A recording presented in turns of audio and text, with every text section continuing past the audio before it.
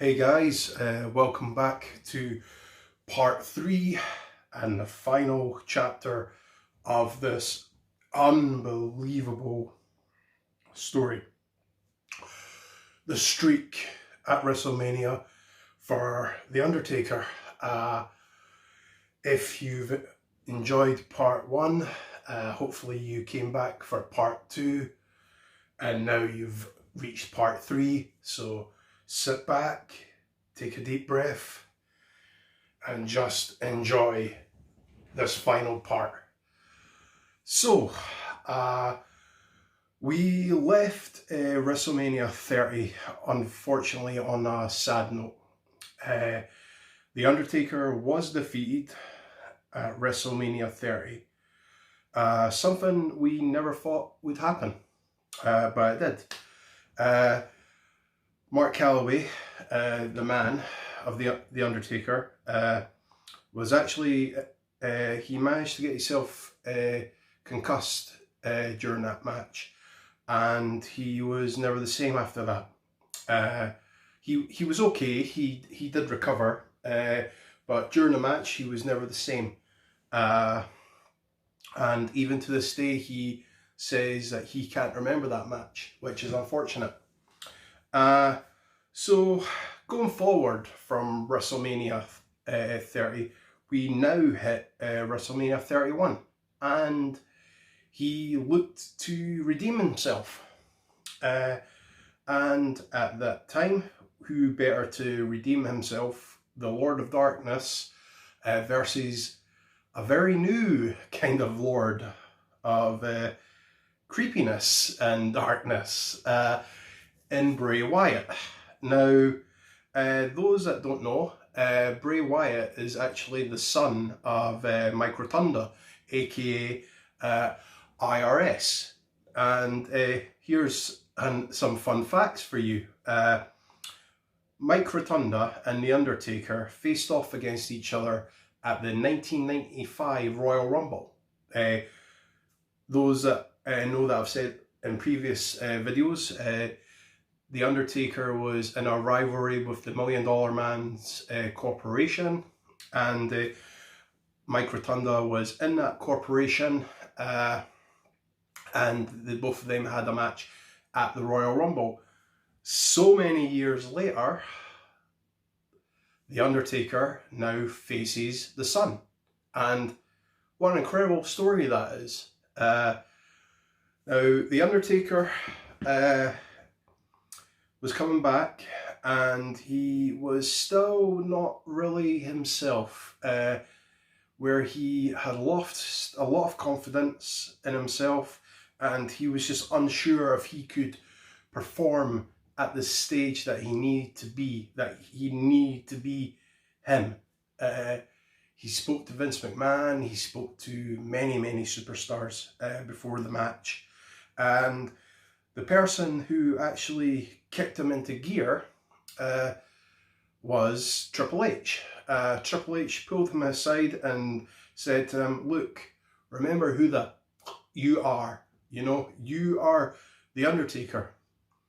No one else can do what you can do. So buckle up and go for it." That only he knew how he could do. So Bray Wyatt comes out to a crazy, creepy entrance by his standards at that time. Something The Undertaker would have done actually back in the day when he was in his Lord of Darkness stage. And then the gong went, and The Undertaker came out, and what a incredible entrance. To them go at it in the ring, and Bray Wyatt went 100 miles an hour. The Undertaker started going at 100 miles an hour. Bray Wyatt did crazy theatrical feats, but so did The Undertaker counter that. And like what I've said in previous videos, it was just like two bulls going at 100 miles an hour. You thought Bray Wyatt was going to come out on top here. You really thought it was going to be a repeat of WrestleMania 30, but thankfully it wasn't. The Undertaker delivered a Tombstone Powerdriver, and The Undertaker had won that match.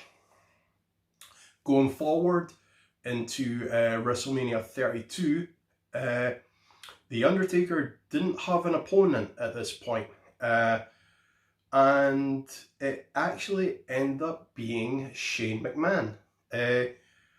Shane McMahon had recently returned to the WWF WWE family. He had been away from the company for several years. He came back into the fold and wanted to show his kids of what he used to do in his spare time when he wasn't in the front office. And they set up a Hell in a Cell match, and it was actually pretty good. It was actually a pretty good Hell in a Cell match, a lot better than what WrestleMania 28 was, in my opinion. Shane McMahon did crazy Shane McMahon stuff. Those that know Backlash 2000, SummerSlam 2000, you'll know what I'm talking about. But yeah, this was a really great match. This was a great redeeming match for The Undertaker as well, because he was starting to build his confidence back up again, and this match was the way to do it. So Undertaker won, Tombstone Powerdrive, Shane McMahon, and The Undertaker still riding high again. Going forward into WrestleMania 33, and the Citrus Bowl was not lucky for The Undertaker this year, because the one that should have been the one to end the streak, in my opinion, defeated The Undertaker. The Undertaker was going in against the big dog, Roman Reigns. Now, Roman Reigns had been in the main event of WrestleMania for the last 2 years in the WWF WWE Championship match. So he was starting to build himself up to the big main event stature. The Undertaker was coming back.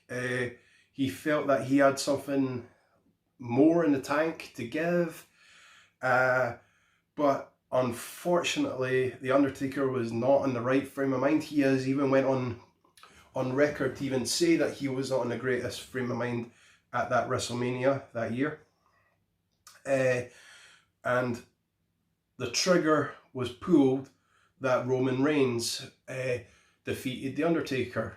Now, a lot of people agreed with it, a lot of people disagree with it. I personally agree with it. And I am one of these people that I do believe that Roman Reigns should have been the one to stop the undefeated streak. It did not need to be Brock Lesnar. I just feel that Roman Reigns has that something special inside of him. He has all the heritage that comes from The Rock, Yokozuna, Rikishi, Umaga, the Wild Samoans, all that heritage. In my opinion, Roman Reigns has all the tools to take the WWF, WWE into higher stature than what they've ever been before. So The Undertaker was defeated that year, but The Undertaker took it upon himself to actually try and close that chapter of his life. Roman left the ring, left The Undertaker to his own space, but what The Undertaker did, he put his jacket and his hat back on, and he decided to stand in the middle of the ring. He took off his gloves, he took off his jacket again, and he took his hat off again, and he symbolically left them in the middle of the ring as if to say he is hanging it up. Now, he didn't go on the mic to say it. The fans, all that were at WrestleMania 33, or all of us that were watching in TV land, that spoke a lot more volume than anything on the mic could do. We all felt that. We all got the sign that this was the last time that we were going to see The Undertaker at WrestleMania. And the way he left the ring, he left out of character. He went and gave his wife a kiss to say, "I'll see you in a few minutes." He walked back up the ramp again, and he gave his old school one-arm salute to the fans to say thank you. And it was a really, really touching moment for anybody that's an old school wrestling fan. So, going forward into WrestleMania 34, we were unsure if we were going to see The Undertaker. And the person that called The Undertaker out for that WrestleMania was actually John Cena. John Cena called out The Undertaker in a way to say, look, let's redeem what happened last year. You think that you're broken, you're not. John Cena was basically poking at The Undertaker to say, look, I get knocked down, but I still get back up. That is the mentality of John Cena. The Undertaker used to be like that, but for some reason the spark sort of went out of The Undertaker, and John Cena tried to reignite that spark. So The Undertaker did accept, but they didn't do it where it was a build up and build up and build up. It was all John Cena. It was all on him, and they decided to wait until the final moment, and at WrestleMania, just as John Cena was about to leave and go up the ramp, you heard the gong. The gong went off, and you knew The Undertaker was coming. John Cena got back in the ring, The Undertaker came out, and this was a sort of redeemed thing for The Undertaker as well, because WrestleMania 34 took place in the same arena that WrestleMania 30 was at. So this was a full circle kind of thing, a redeeming thing for The Undertaker. And the match was only a few minutes long. Tombstone to John Cena, and The Undertaker was riding high again. And then going into WrestleMania 35 a year later, there was no match at all. Nothing. For once in a long time, The Undertaker actually took a break. Vince McMahon didn't pencil him in for anything whatsoever. So The Undertaker was being one of the boys that was at Gorilla, just observing the whole night. Where during some of the production meetings, Vince McMahon actually said to The Undertaker, look, do you have your gear with you? I want to do something on Monday Night Raw with you. And The Undertaker was like, well, no, actually, boss, I don't have my gear with me. Schoolboy error. If you're an old school wrestler, you always bring your gear with you. So more power to The Undertaker, because WrestleMania 35 was in New York, okay?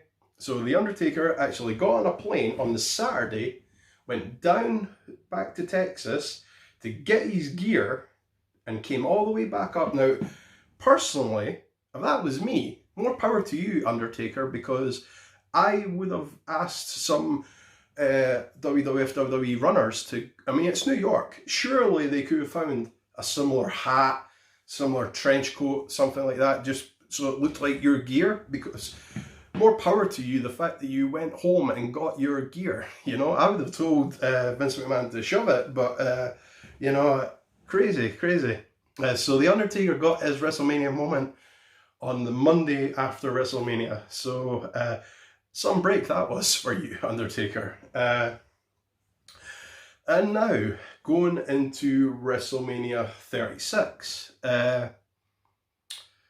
Man, what a difference in matches. Of all people that had this match with The Undertaker, it was the phenomenal AJ Styles. Now, AJ Styles is one of the greatest professional wrestlers of all time.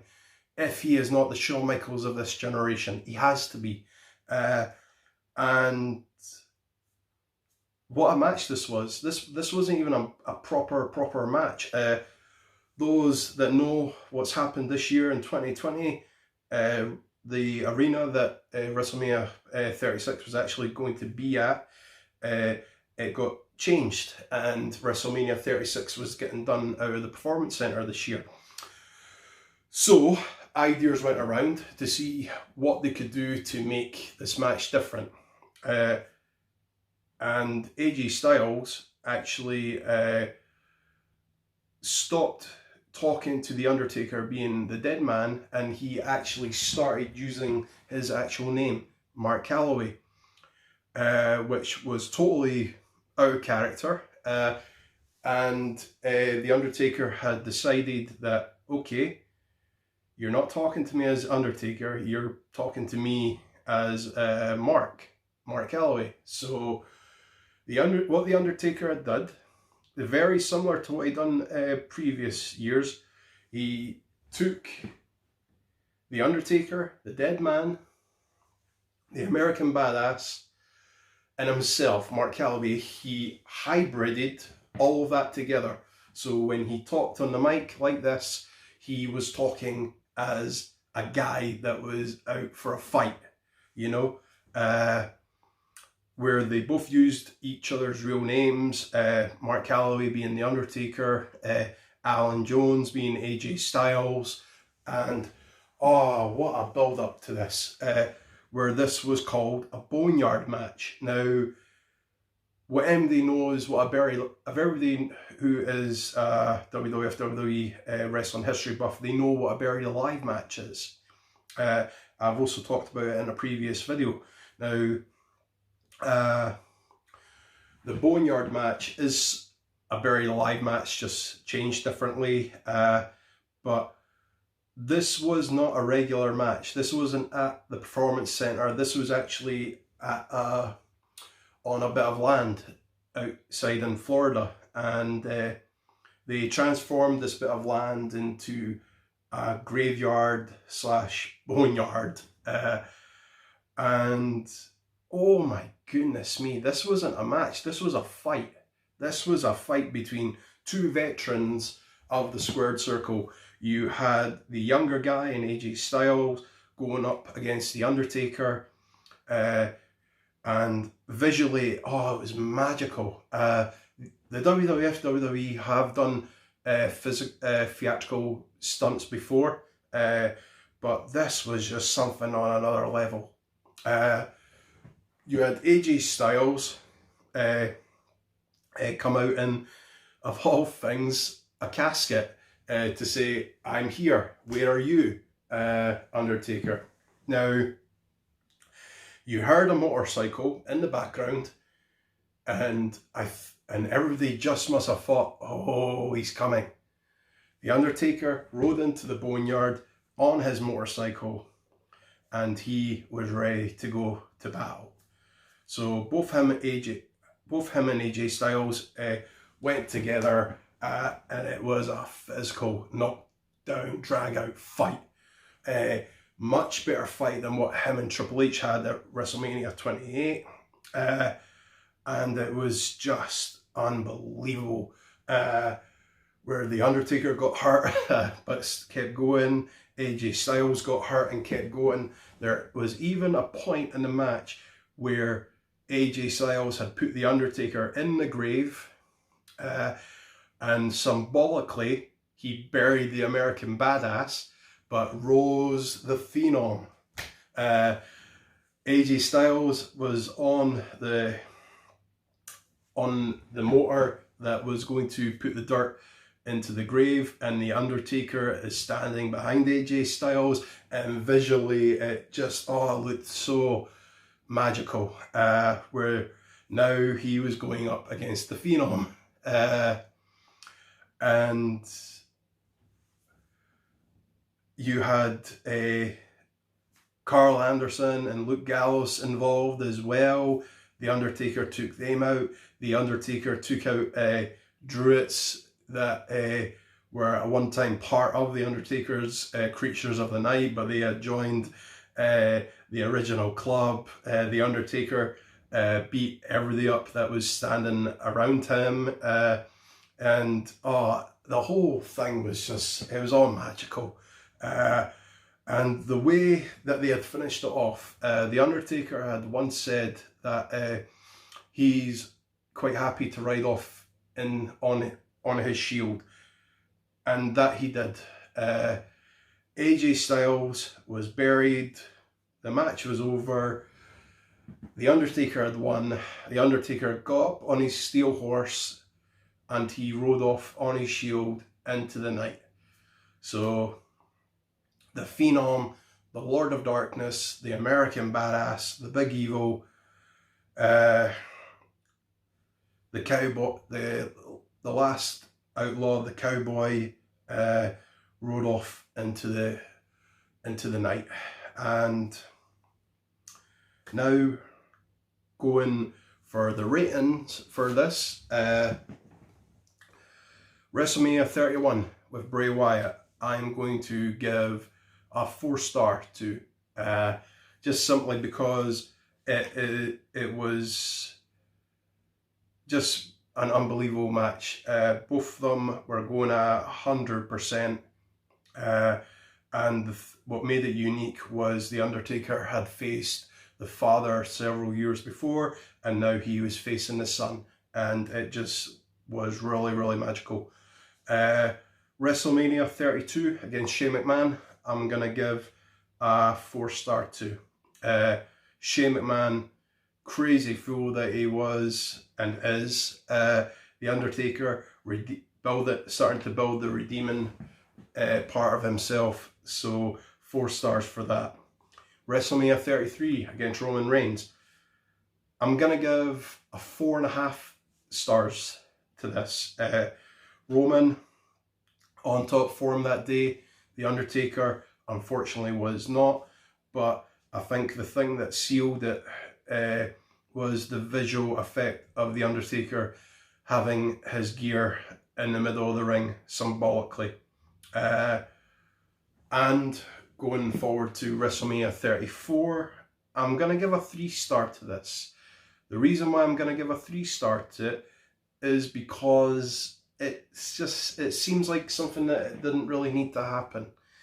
I feel if it was a bigger build-up, the match could have been a lot better. So, not saying that both guys didn't give 100% of their performance, just I feel if it was a bigger build-up, it could have been a lot better than what was. So 3 stars for that. WrestleMania 35. 5 stars for The Undertaker going back home and getting his gear and coming back. So back to New York. So 5 stars for that effort. But match-wise, nothing happened. So nothing there. But just 5 stars to The Undertaker for going and getting his gear. WrestleMania 36 with AJ Styles. 5 stars plus more. Like I say, theatrically, it was magical. It was unbelievable what they did. I'm so happy with how that ended, and I'm quite happy that The Undertaker rode off into the night. So I've made my peace with that. I made my peace at WrestleMania 33, but now overall it's sort of signed and sealed. It's locked it away, you know. I'm quite happy with how it's all ended. So now I come to the end here. The last best ride ever. As I've said in previous videos, and now I'm saying this to you, Mark Calloway, Undertaker, directly to you. Thank you so much for the journey. Thank you for taking us on a journey from WrestleMania 7 all the way up to WrestleMania 36. You have no idea how much you have touched all of us. Me, old school wrestling fan, I love you. You are unbelievable. You have always been one of my heroes. It is unfortunate that you didn't get one last shot at the WWF WWE Championship. Yes, you got the World Heavyweight Championship, but just that one more run as the WWF WWE Champion, that would have been magical for me. But you put yourself up there that you do not need championships anymore, you know? That's how high you got. You can't get any higher than that. In my honest opinion, I think you're greater than Ric Flair. I think you're greater than Stone Cold Steve Austin, you know? So that's just how I feel. So, as I've said in my previous video, thank you. Thank you so much, Undertaker. So, stay safe, Undertaker. And God bless to you and your family, and good journey on what you do in life, sir. Thank you. So, take care, guys. All the best. Stay safe, stay awesome, and good journey to you all.